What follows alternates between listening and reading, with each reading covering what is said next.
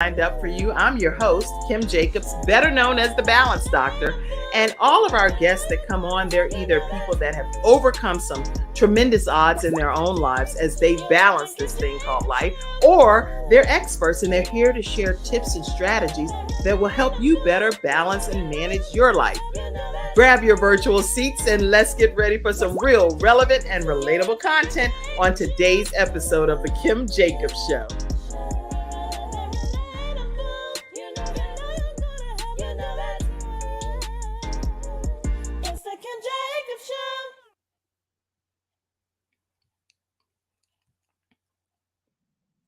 Hello, everyone. We have a great episode lined up for you today here on the Kim Jacobs Show. I am super excited to be here with you today. And the topic is going to be one of how it is important to advocate for our own health. And we have with us today Wenora. Wenora is going to be talking to us, and she's already in the studio, ready to go.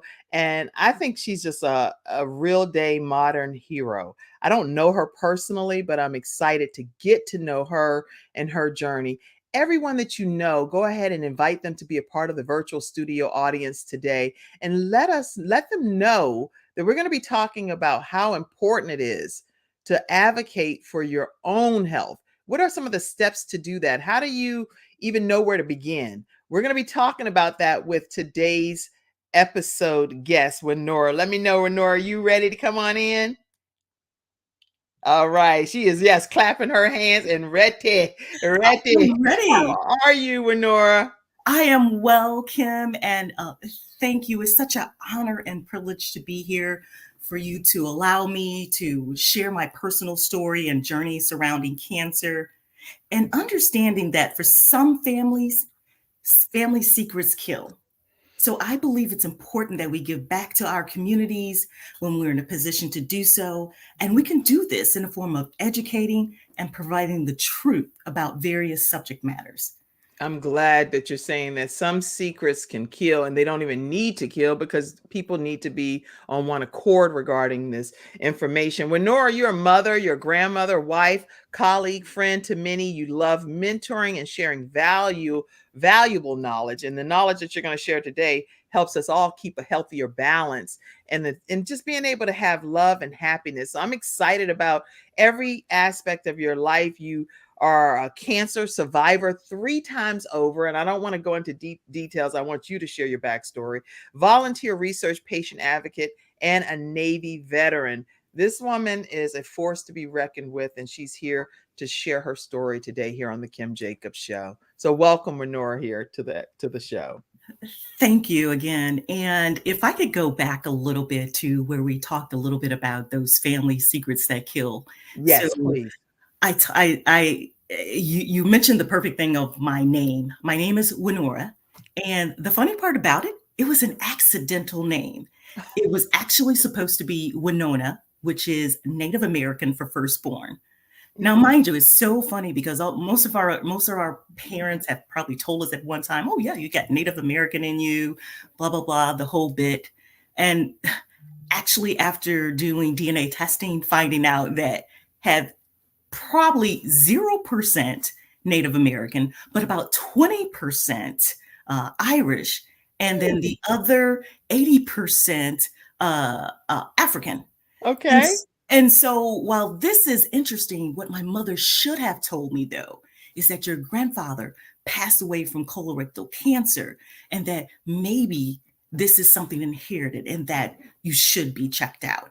So instead of spreading family secrets that really weren't true at the end of the day, you really want to focus on what the truth is. And this is why I appreciate you giving me the opportunity to tell that truth on this platform, and hope at the end of the day that the information and knowledge that I share with someone will save your life, or at least wake you up to the opportunities to be a better patient, an advocate for yourself.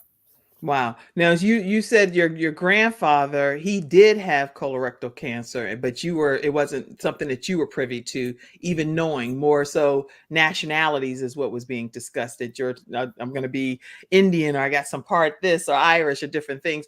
And that's important too. But is way important to know somebody that is in your lineage has cancer Has and they cancer. passed away from it. When we come back from this commercial break, everybody, we're going to hear more about Wenora and whether you were sideswiped with some of the other diagnoses or whether it was something that you were knowledgeable about. So I'd like to learn more about your backstory when we come right back after this break. We'll be right back. I'm attorney Charles Everidge. I started out representing insurance companies until my father was seriously injured at work. 4 of his fingers were amputated. Our family went through a lot, so I know what you're going through as an injured worker.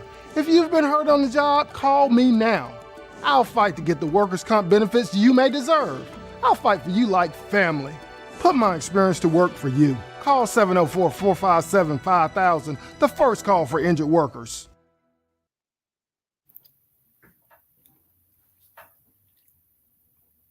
We're here talking with Wenora Johnson today, and she is a 3-time cancer survivor. So anybody that you know that's battling cancer or kicking it in the head, make sure you tag them today and invite them to hear this particular broadcast.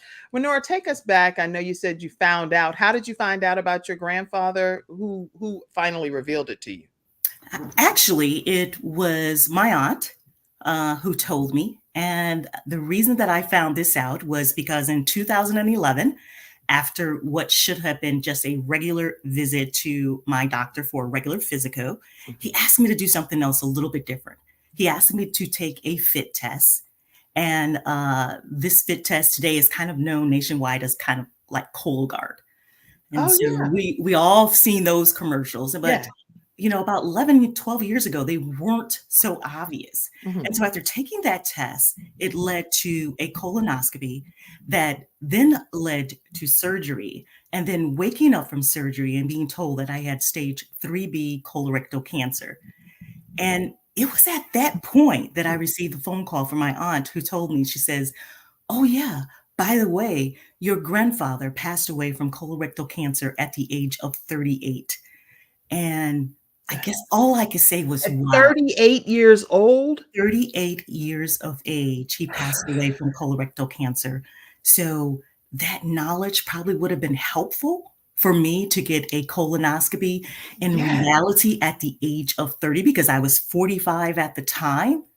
And according to my doctor, I had colorectal cancer sitting in my body for 15 years. Oh my goodness. And never had any inkling, you were just living your life. Never had a clue. Colorectal cancer is one of the deadliest cancers there are because it's usually not even found until it's late stage. We go about our regular lives, just as you Right. mentioned, thinking that we're healthy. And I thought I was healthy. I had just finished coming out, serving 8 years in the military in And they didn't 2011. catch anything in your testing in the military? Nothing was done. And I guess that's where I was just a little bit disappointed there because I'm thinking that maybe if blood work would have shown that I'd had something, that maybe I could have caught it even sooner. But unfortunately, it wasn't caught then.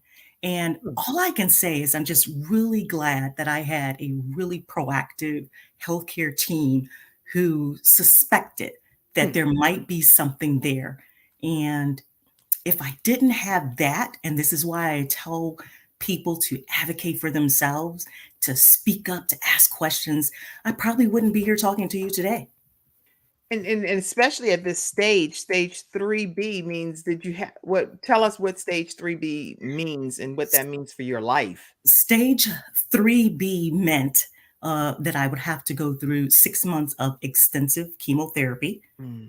which we all know is crappy stuff. You lose your hair. I lost eyebrows. I lost toenails. I lost fingernails, some of them, and general sense of unwell when you're going through chemo. Mm. And so, if I could prevent one person from Yeah. having to go through this by just, speaking up to their doctors and getting the tests recommended for their age or so, then to me, I've done my job. You've done an excellent job if that happens and when that happens.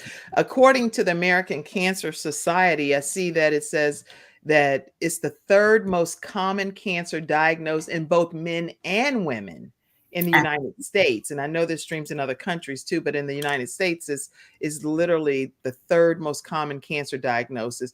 And usually, according to United States for 2023 stats, it's 106,970 new cases of colon cancer, 46 of those thousands being rectal cancer.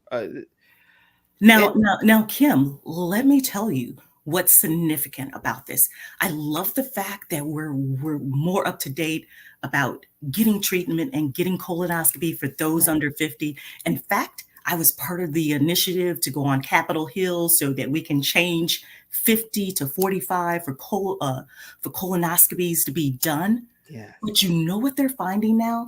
What? They're finding that it's early onset colorectal cancer that's killing individuals now. So that means anyone under the age of 40 is more susceptible to getting colorectal cancer than someone over the age of 50 now. And that's unbelievable. What's changed in the last 30 to 40 years that probably we didn't have much, where our environments changed a lot. Mm-hmm. We're eating more processed foods.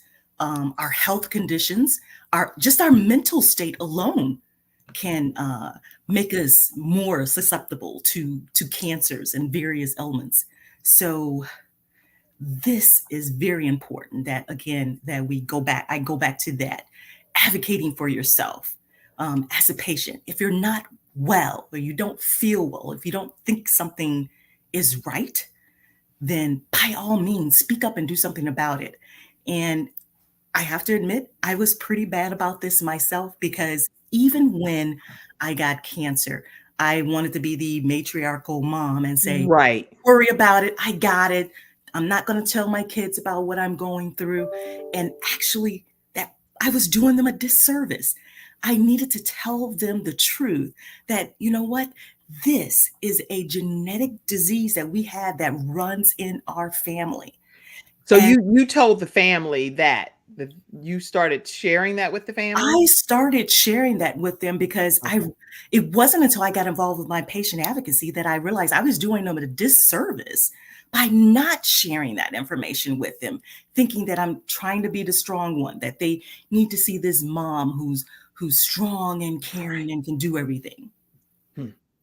Yeah, because sometimes when you do share things like this information, some people in families are like, I know I can only speak personally, but like, because I have children that fight cystic fibrosis, we want to know who has cystic fibrosis, because in order for 3 of my children to have this, somebody in my upline in my lineage has it on my side, and somebody on their father's side has it. It's just it is what it is. But I know when I reached out to one of my family members. It was actually my dad. He was like, "You need to check with Frank. That ain't come from me.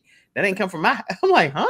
It's not that kind of situation. We need to know as a family." So, how did your family receive this information when you shared it? I think after they were over the initial shock of understanding that their mom had cancer. She had a late stage cancer, and that she might not be here. They really kind of rallied around the work that I started doing. Again, my first initiative was to get involved with an organization called Fight CRC that helped me understand colorectal cancer more, and the fight that was needed to change the guidelines around getting tested, which happened. But during that time frame, and this was in 2016, I had, again, I'm going to say it contributes to having a great healthcare team. My oncologist suspected that I might be Lynch syndrome. And I was telling her, like, what is Lynch syndrome and what does that have to really do with me? What does it have to do with what you're experiencing right now? Well, at that point, actually, after chemotherapy and treatment, I had 4 years of no evidence of disease. And so I thought I was home free. I didn't think there was anything additional that was going to be going on in my body. And yet she would bug me. I would go to the oncologist every 6 months. And that last time I remember her asking me in 2016, she said, "Wenora, could you just please take the genetic test. And I'm like, okay, I'll go ahead and take the genetic test. And so when I took the genetic test, it came back positive for Lynch syndrome. Now, just to give you a reference for what Lynch syndrome is, this is based off the CDC website. It's known as a hereditary non-polyposis colorectal cancer, and it can lead to additional cancers like endometrial cancer, stomach cancer, liver cancer, kidney cancer, brain cancer, and certain types of skin cancer. Yeah. And so when she informed me that I was indeed Lynch syndrome, and I looked at the test myself and saw that I had a 60% chance of getting endometrial cancer, I decided to do something about it. I could at that point. And so I opted for a full hysterectomy. Okay. Only for it to come back with stage 1 endometrial cancer. Even outside of the hysterectomy, it still came back stage 1. The biopsy from the hysterectomy, because they were checking to make sure that nothing was there, showed that I had stage 1A endometrial cancer. So now how did they resolve that? Usually with an early stage of endometrial cancer, removal of the entire uterus and a full hysterectomy, which means the cervix and everything, usually covers that. Okay. And so I was blessed because it was caught ahead of time. Again, I probably wouldn't be here speaking to you because it was pretty aggressive. I have an MSH2 mutation that is it aggressively makes certain cancers form in my body. And so for me, this again was a wake-up call that not only, again, going back to sharing with family members and letting them know about this really pushed my patient advocacy into full gear. I wanted to know that if I got more cancers, what options for treatment would there be? And this is about the time that in the last couple of years, we've probably heard things like immunotherapy and things of that nature. And so we're living in a really good time for cancer treatments. But unfortunately, Black people are still dying at a faster and higher rate than other individuals. And we need to stop that. And for me, this is my call to action. So, I served in the Navy. I did my call to duty there. Now it's a different call to duty. And that is one of patient awareness and advocacy. Patient awareness and advocacy is an awareness and advocacy and standing up for yourself, asking the questions, doing the research. This is what Wenora is here talking about. Whether you have cancer or not, if you don't understand your own body and your own health and what it means when physicians are sharing things with you, that's their gifts and their talents, but they're educating you based on them practicing their gifts. But you have to embrace it and say, okay, now what does this all mean for me? And how quickly can I get this eradicated out of my body? And that's what Wenora did with the whole endometrial diagnosis of stage 1A. Thank God it was caught, got it under control when she's already been diagnosed with stage 3B colorectal cancer from the Cologuard. So there's a lot of conversation here that we're unpacking in today's episode of the Kim Jacobs Show. I see you, Sandy Sanders. Thank you so much for being here. And thank you so much for sharing the broadcast out as well. I see you, Vanita, as well. Thank you all. Definitely share the broadcast and grateful to have you all here. If you have any questions and you are in the studio audience and you just want to ask a question pertaining to you or a family member regarding any type of cancers, please make sure you type it in the comments section. I'll also put the link for you to come on screen if you'd like to do that as well.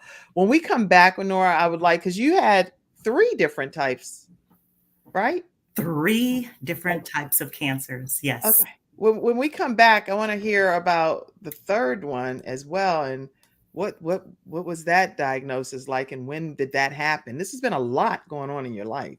And thank you for sharing your story today. We'll be right back, everyone.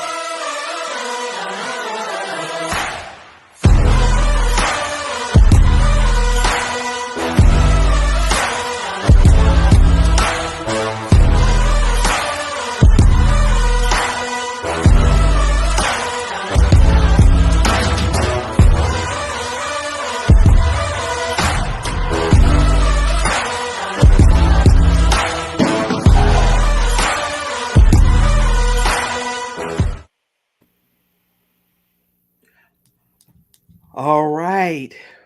Wow. This is nothing short of amazing that you are here today to share your story. We cannot take that for granted or lightly that God spared your life for whatever the reason for you to be able to help other people become advocates of their own health. So tell us about the third diagnosis. Well, Kim, before I do that, let Yes. me just also add that to some of the things that really helped me through this journey were quotes. At one point, I had just bought giant quotes and put all over my wall to really encourage me to look past this moment. Okay. And so during that, I've developed some favorite quotes, like from a Black writer named James Baldwin. And he states that not everything that is faced can be changed, but Mm. nothing can be changed until it's faced. Mm. So for Okay. me, Somebody, I know you can hear it, but definitely if you get a chance, type it down. Say that quote one more time. not everything that is faced can be changed, but nothing can be changed until it's faced. And that's the way it was with me. Here I am facing a third cancer. And by 2016, I thought I was done. I'd had a total hysterectomy. I had that near miss of endometrial cancer.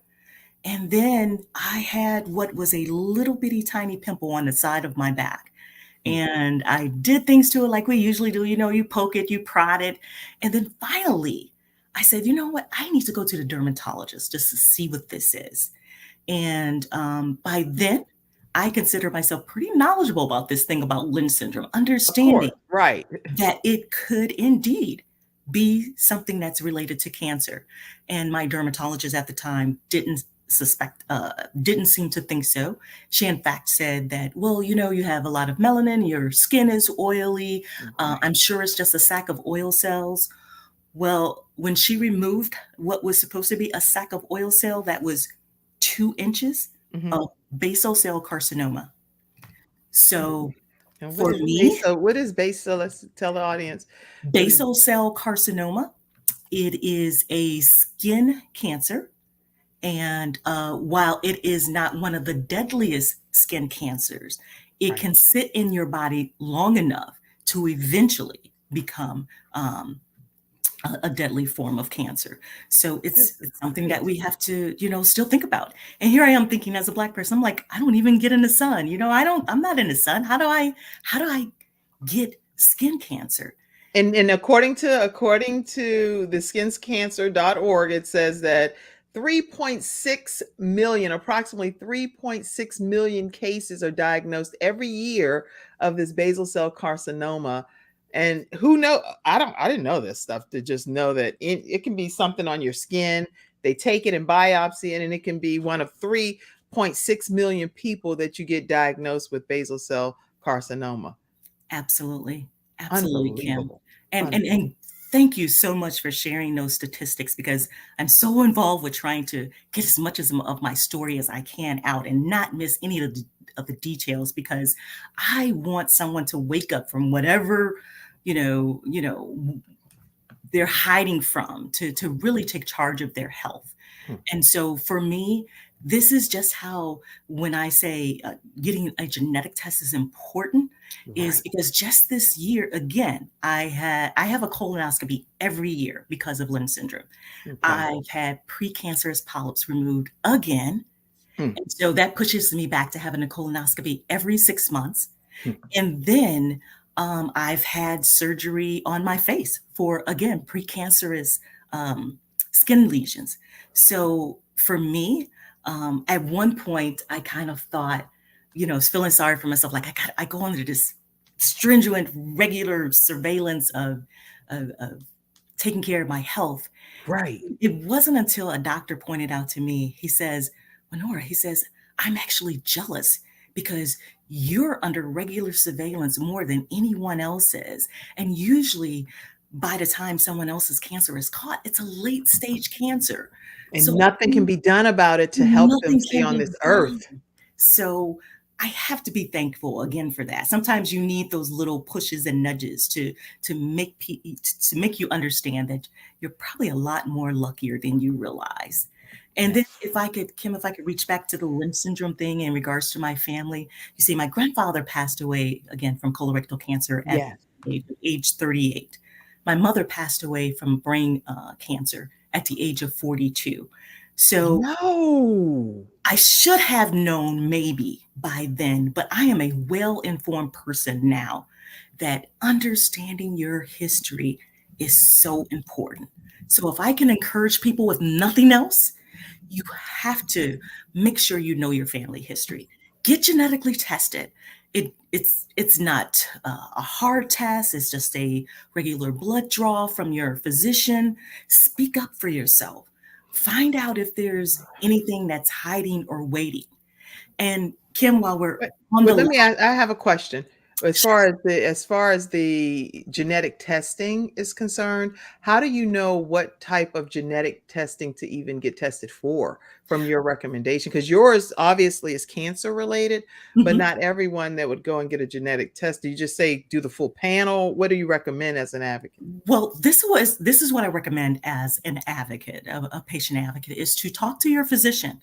Talk to your physician about your concerns that you may have. If anyone in your family does have cancer, if they don't have cancer, they can probably recommend to you what kind of panel, full panel, half panel, or however genetic testing that you would need. So each patient, each person is different, but the one thing that I can do is just encourage you. If there's a family history of something in your family, then you might just want to be tested. And start with your regular primary care physician. They can assist you with that decision.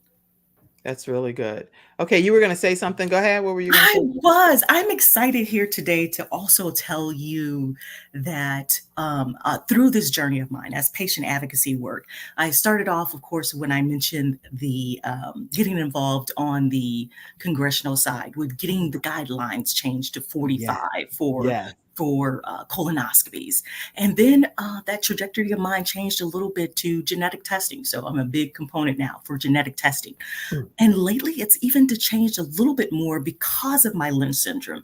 I've moved more toward clinical trials. And do you know that less than 4% of people of color are patients for clinical trials?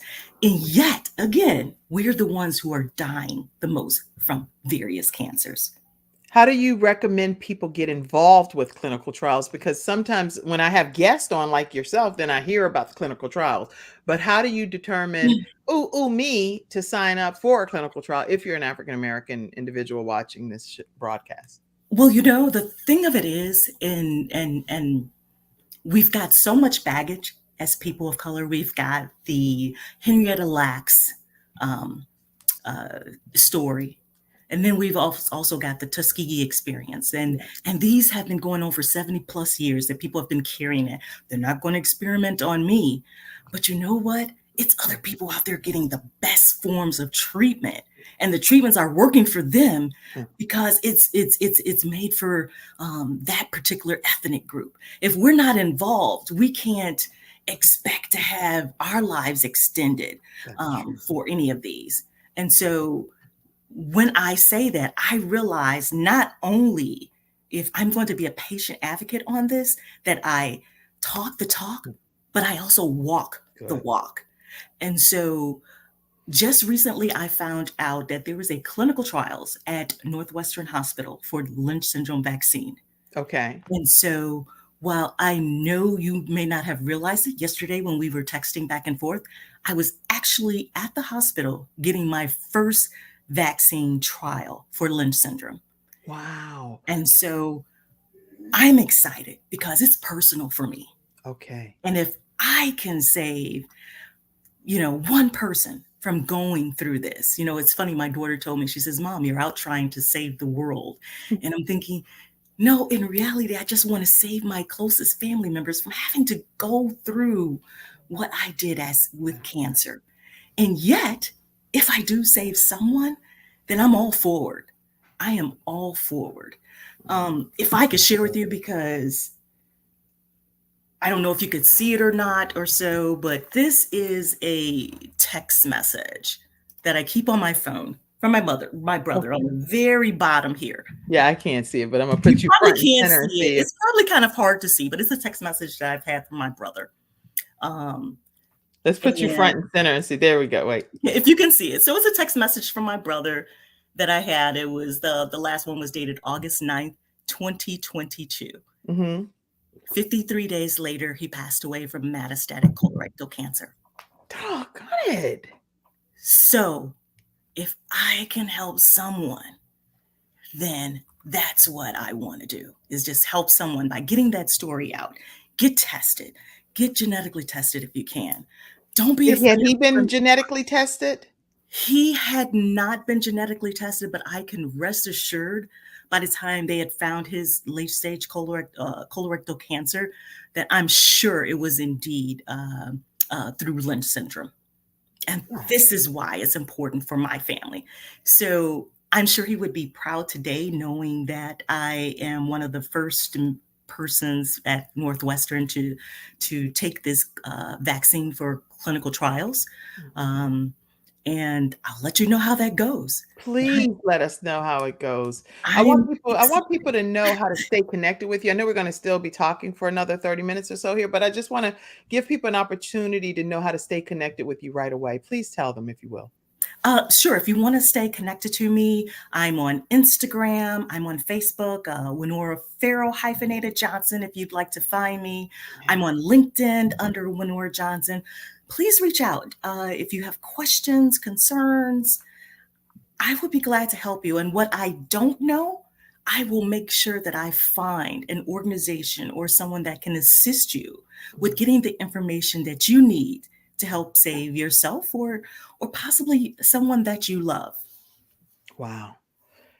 Yeah, listen, the information this woman is sharing with Nora, she's willing to help you become an advocate for yourself. So it's not only about her story and her family, her mom, her dad, her brother, all passing of some form of cancer.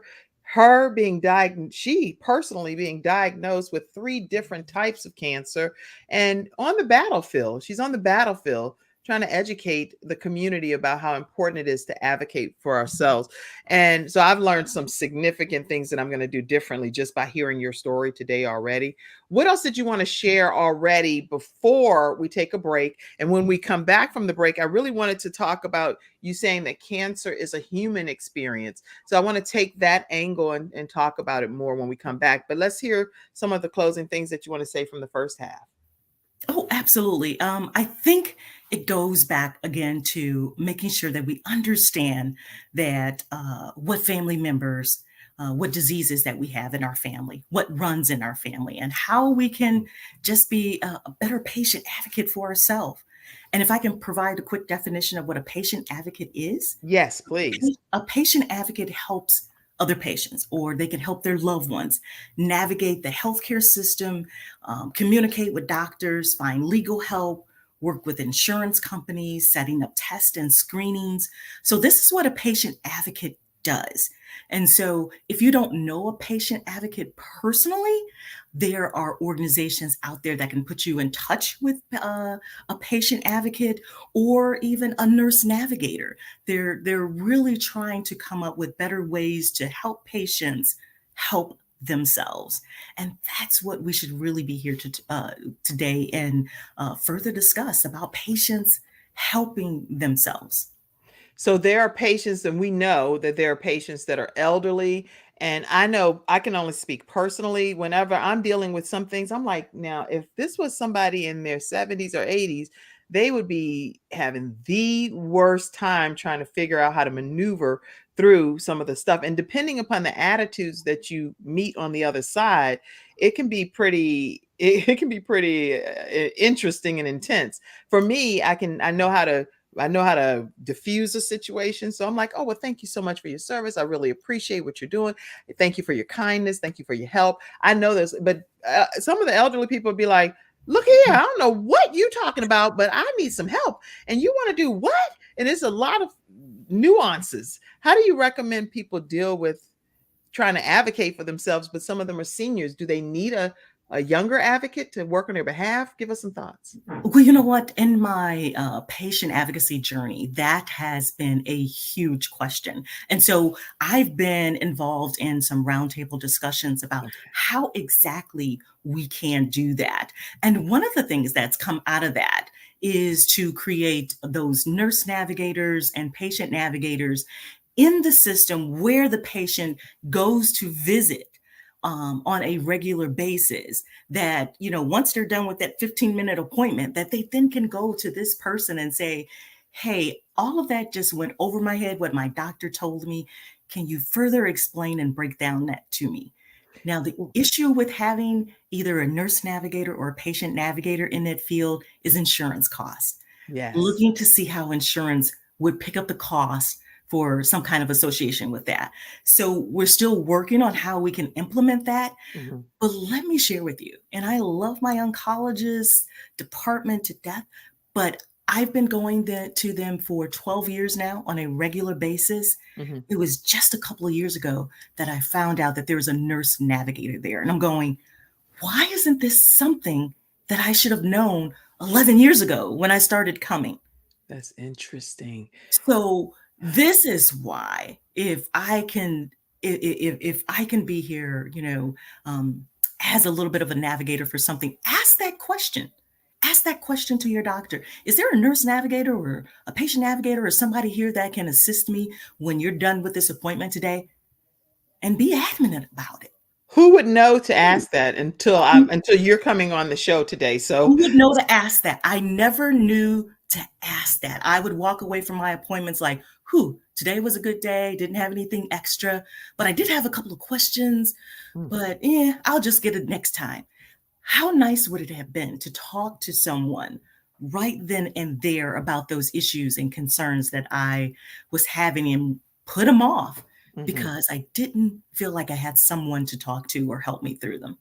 I am really glad that you're here today sharing this level of detail with us to get better in life. I see you, Deron Swan. He said nurse navigators, and thanks so much for sharing. And these people are commenting heavily over here, thanking you for your contribution to today's episode.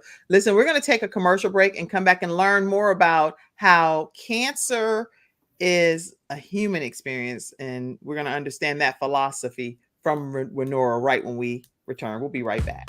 Who are those people? You know, the guys playing golf in the middle of the day on a Tuesday. The woman wearing $1,000 shoes at a cafe in the city. The kid in the ripped jeans driving a $200,000 sports car. What do they know that you don't? One word: leverage. Working smarter, not harder. Owning their own business, not being owned by a job. The good news? We have it. Interested?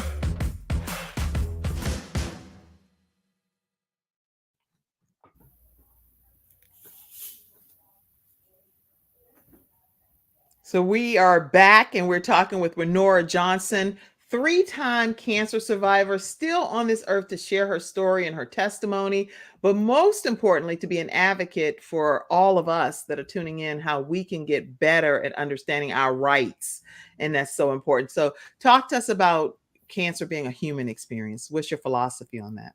Ooh, when I think of the human experience of it, it goes back to that conversation we had a little bit earlier about we as people trying to be the strong matriarch of our family. Yeah. And really just being open and honest and letting people help what they can. And if you think about it, sometimes it's hard if you've got a family member or someone who's been diagnosed with cancer. How can you help? Well, there's a couple of things. You can give them the space to process their emotions, because when a person's been diagnosed or newly diagnosed, they just need that moment to figure this out. Am I going to live? Am I going to die? How do I take care of my family? Give them that moment to do that. And then offer just specific practical help. And that specific practical help can just be, let me drive you to your oncology visits. I had a really good friend who was just supportive in doing that. I had to sit for 8 hours in an infusion chair, but through those days when I had to go, she would take me, she would sit there for 8 hours with me, Mm. and then would proceed to go take me to try to get something to eat. And that, I mean, that it may not have meant a lot maybe to some people, but for me, that meant a whole lot. So something just as simple as taking someone to an appointment or just picking up the phone and saying, "Hey, how are you doing? Can I Right. bring you something?" And then just celebrating those joys, the big and the small, like, I made it through chemo treatment, just celebrating making it through those moments. And the biggest one I'm going to say here, Kim, is connecting people to resources. So you yourself may not know about a lot of resources, but you may know someone who does have a lot of resources and connections. Like I said at the beginning of the show, too, that what I can't provide for you here, I'm willing to look up to make sure that you're connected to the right organizations who can help you with the needs that you may have. That's excellent, excellent advice. And I typed a lot of what you said. Take the person to their appointments, celebrating their moments, connecting people to resources, just checking on them and making sure that you help them in any way that they really need to be helped. So, this is again Wenora Johnson, three-time cancer survivor, and she has been diagnosed with things that were hereditary, right, within her family, but she was not aware that her family members even had some of these things. So, talking amongst the family, getting genetic testing, everything that you're sharing today is going to change the lives of all of our viewers because I know I'm going to get some testing and talk about some things with my family. Now, I know congressionally, congressionally, you've been participated in DOD's congressionally directed medical research programs, as well as FORCE, which is facing our risk of cancer empowered, a Mhm. nonprofit organization. So talk about some of the things that you've been on a mission to accomplish as a result of what you've experienced. Whew. Can I say it's been a lot. A whole lot. It's It's a been whole lot over here. exciting at the same time because none of these doors. Remember that quote that I mentioned about James Baldwin that nothing can be faced at that time. So I'm facing the consequences of that, and they've been good. I've been able to be in touch with organizations who feel so strongly about and passionate about what I do that I, started out as a peer navigator for FORCE, so facing our risk of cancer empowered. Mm. They were basically more centered on hereditary cancer, but for like BRCA mutations, ovarian cancer, things of that nature, not Lynch syndrome yet. And Right. so I used to just follow them around and ask them, like, can I come to one of your conferences for free? And they were like, nah, we're not quite doing that yet. You can't do that yet. And so I did this for a couple of years. And this is the power of persistence. And after about that third time or so, I got an email that said, hey, we're totally changing the trajectory of our organization and would like to include Lynch syndrome. And so would you be interested in being a research advocate and a peer navigator? Good. Now, this organization, FORCE, Facing Our Risk of Cancer Empowered, as a peer navigator, I would talk to other individuals who'd also been diagnosed with Lynch syndrome, helping Okay. them through and giving them suggestions, or sometimes, believe it or not, just listening to their story Mm. is all that they want, someone to listen to them. And so it led to that, to then them asking me to become a board member. And I was like, you want me to be a board member? And Absolutely. now, going into my second year, not only as a board member, but board president. And Board so, president. talk about the power of persistence Mm. in making a difference. Mm. You can make a difference. And the DoD initiatives were great opportunities for me to understand that patient advocacy is making a difference, because now when scientists and researchers are getting grants That's right. from the government, they Mhm. have to have a patient advocate involved in their research work. And Mhm. as a reviewer, a grant reviewer of those, that's what I was looking for. Are you having a patient advocate in your grant?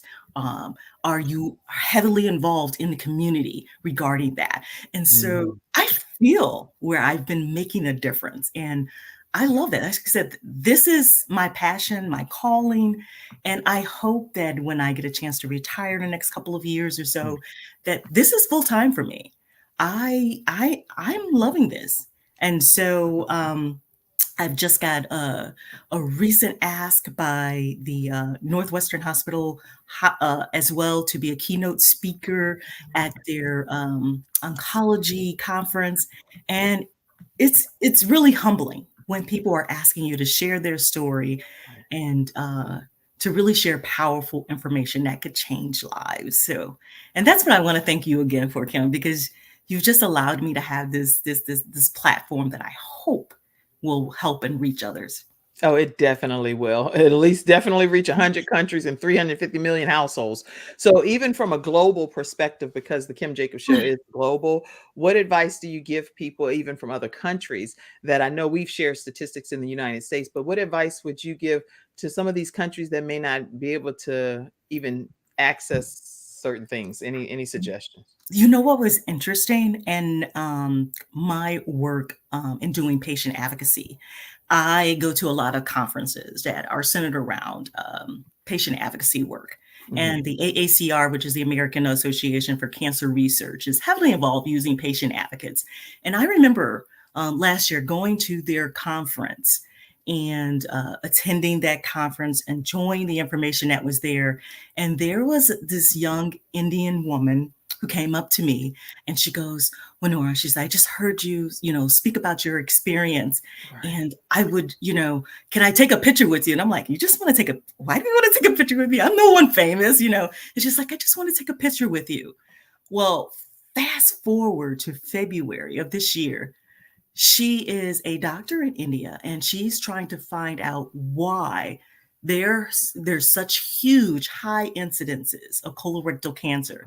And so Wow. she had me speak to a group of about 50 um, physicians and scientists there in India. I think I had to get up, it was like 6:30 in the morning, but Right. I was excited. I mean, they wanted to listen and understand what exactly was going on.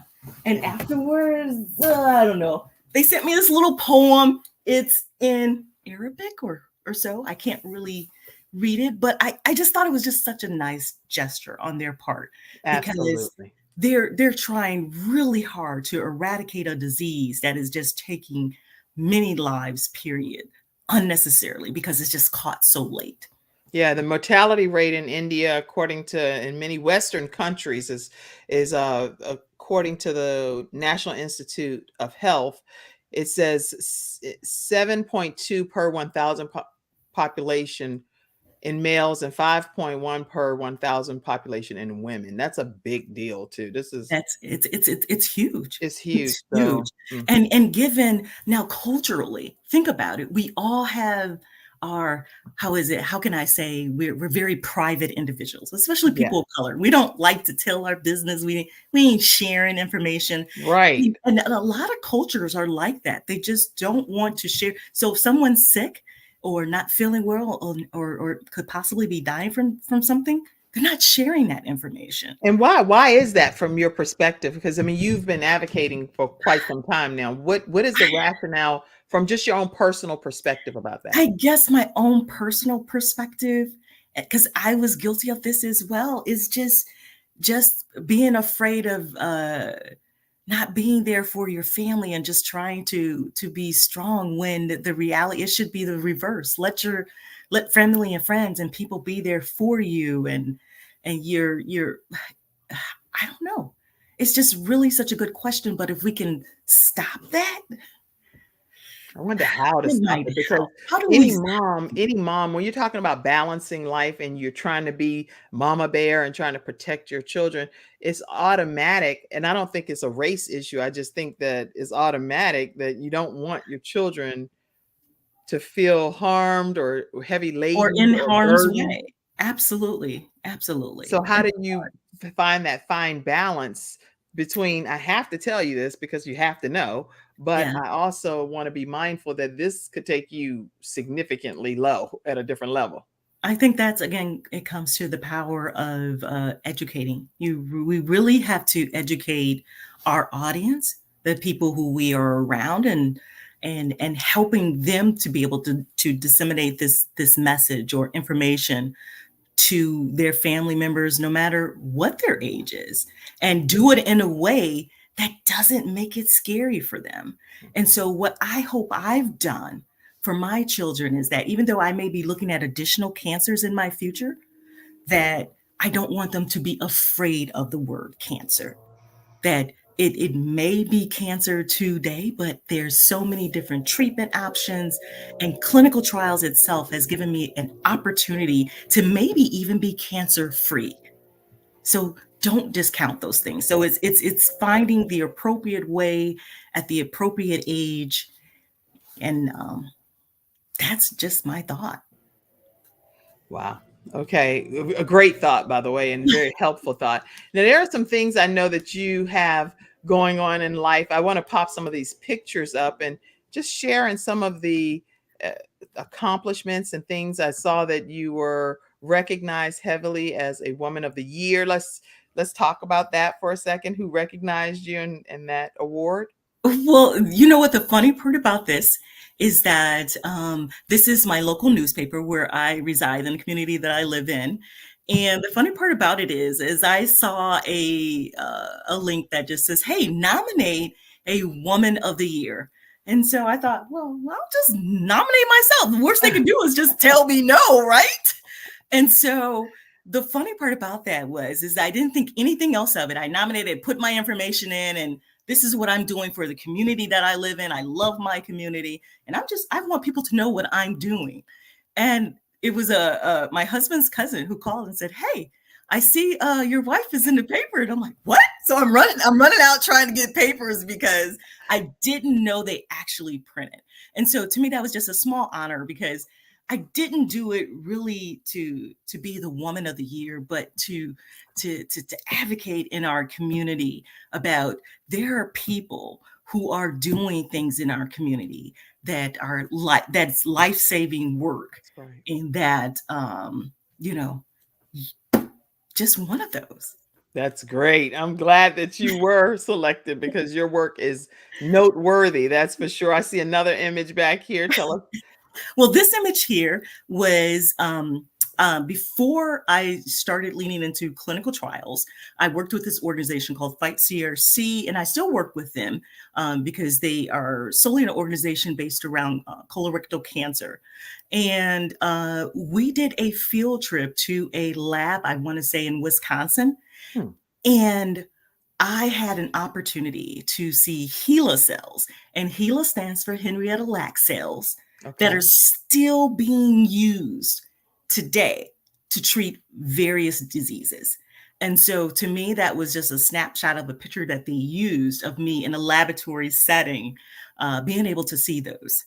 And That's this year is an opportunity for me when I was in DC reviewing grants for those scientists and researchers, reviewing them to make sure that they are including the appropriate patient advocates in that work. That's good. So you're on the front line, and every day, I know you said you're looking to eventually transition to this hopefully full time, which Mhm. I'm eager for you to do that. Like I feel like I'm an agent over here. I'm like, you have to do that. You have to transition. Let's see. What is this one Now, here? this picture here is from this year. So every year I submit to the governor for the state of Illinois and for the community that I live in for Colorectal Cancer Awareness Month. So March of every year is Colorectal Cancer Awareness Month. So again, I got the proclamation from Governor Pritzker and from the mayor from the city that I reside in. So again, just happy at those opportunities. That's a picture of me showing holding my genetic test. And in the dark red there, you can see how alarmed they were the fact that I had Lynch syndrome. And so I highlighted some of the mutations that I have, and I keep referring to that because it's been a life saving piece for me. Hmm. Okay, wow. I mean, this is just very enlightening. So, with all that's going on, it's some pretty heavy things that you have that's happened in your journey. what do you do that's kind of for fun? I still have that picture up. Let me put that back. Wow. You know what? I am so super blessed to have a group of friends that we come together once a month to hang out and enjoy each other's company. We celebrate birthdays, milestones, and just getting together and just not taking life for granted because it just can be taken away in a flash. And so when we see each other, like we probably will this evening or so, to celebrate a birthday, I'm always excited to see them and share with them a little special gift or something because life is just too short sometimes. Wow. I'm so impressed. Now, I see motorcycles in my notes over here. What's Yeah, something you didn't talk about that though. So tell me, did I had not. a note about a motorcycle. What is that about? Now Is it a this one bucket here list? is a conference that I went to just this year. It's called the NRG, which is the oncology conference. And Okay. again, this is people don't even realize, just the average person like yourself or myself, we can attend these conferences and be Anybody can a part attend of it. these You conferences. Is really that right? can. And the thing of it is you can. And then, like I said, my thing was I wanted to attend for free. So I look for scholarships that allow you to attend as a patient. And Oh. so you may be turned down once or twice, but this is where the power again of persistence pays Mm. because I'm telling you, this is the cuff of where all this major information and changes that are and treatments that are taking place. And as people of color, we're being left behind because no one's telling and sharing this information with us. And so my goal is to bring that information back to our community and share it with as many people as I can on any platform that I basically can as well. And yes, I thought after I did my first round of chemotherapy that I was this superhuman person and I signed up at the local DMV to get my motorcycle license and rode a motorcycle for a while. So, How um, was that experience for you you? know what? I'm gonna tell you, I totally get why men do it.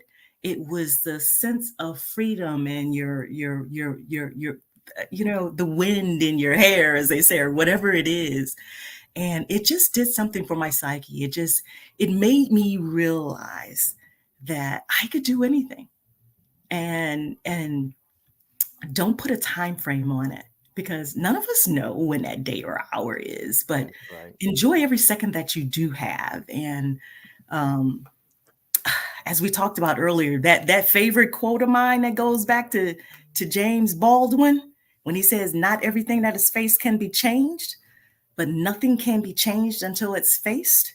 Yes. I faced it.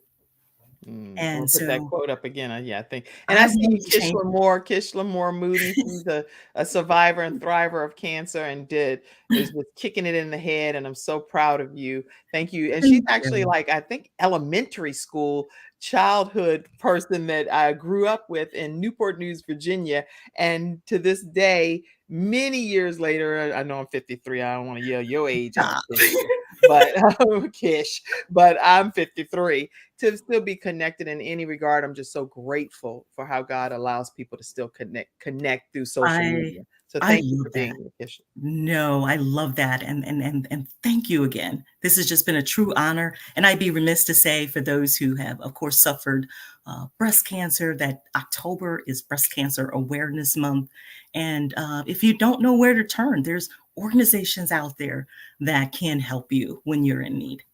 Well, I want to put your contact information up again. And then ultimately, as we get ready to close out, I'll have a closing comment from you. Let people know how they can stay connected with you one more time. Please stay connected with me through Instagram, Facebook. On Facebook, I'm Wenora Farrell hyphenated Johnson. And I'm on LinkedIn at Wenora Johnson. So please feel free to reach out to me, ask me questions. If I can assist you in any kind of way, I'm happy to do so. Absolutely. And listen, everybody, the only way I see lots of comments still. Oh, she said I'm 53 too. I'm 53 too. Yeah, I already know that, Kish, because I remember you from back in the day and you were literally one of my close friends. I love you, actually. And I love your story. She says she loves your story. She Oh, loves thank your you. story.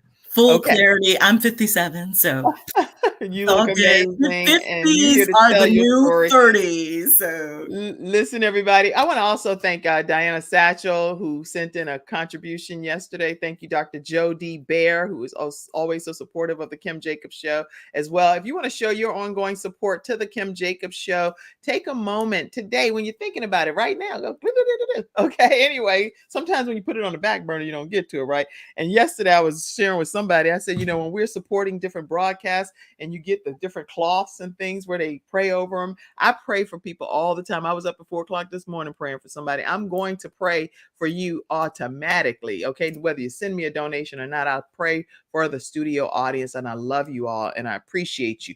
And for my guests and anyone that I ever encounter, I just pray for the world because I want everybody to be blessed. But show your ongoing support to the Kim Jacobs Show and his Cash App, $ Kim Jacobs Inc.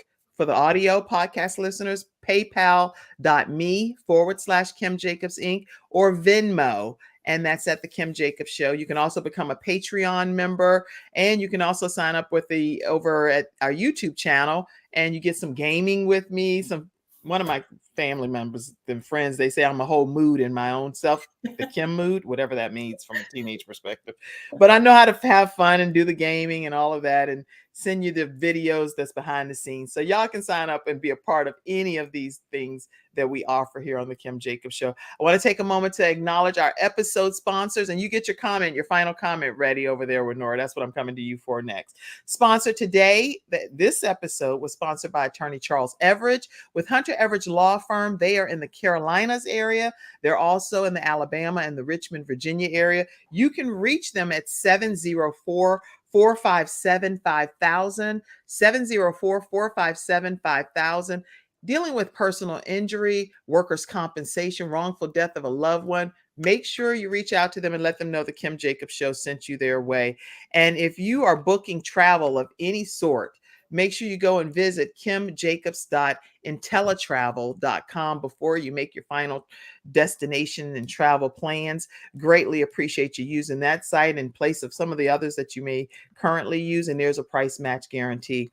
Today's sponsor with the coffee that you saw was vproducts.store, vproducts.store. And everyone's loving that mushroom infused coffee for whatever's in there. People are calling and texting and ranting and raving about vproducts.store. They also have regular black coffee as well. So get your coffee experience. And the final thing I'll tell you guys is that November 2nd, we are starting a new training class of a group of 5 individuals learning how to create your own show from scratch. If you're interested in having a virtual streaming show and you want to know how to do it universally, where it's audio, video, and you're able to stream it different places and different countries, make sure you visit me, reach out to me personally, and I'll give you the pricing for our upcoming class that starts November 2nd.